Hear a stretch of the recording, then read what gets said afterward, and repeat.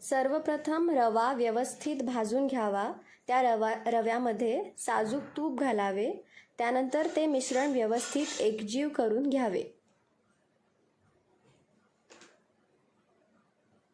रव्याचे लाडू बनवण्यासाठी पाक बनवायला हवा. त्या पाकासाठी साखर आणि पाणी घ्यावे. त्यामध्ये चवीनुसार मीठ घालून लाडू बनवण्यासाठी पाक तयार करून घ्यावा.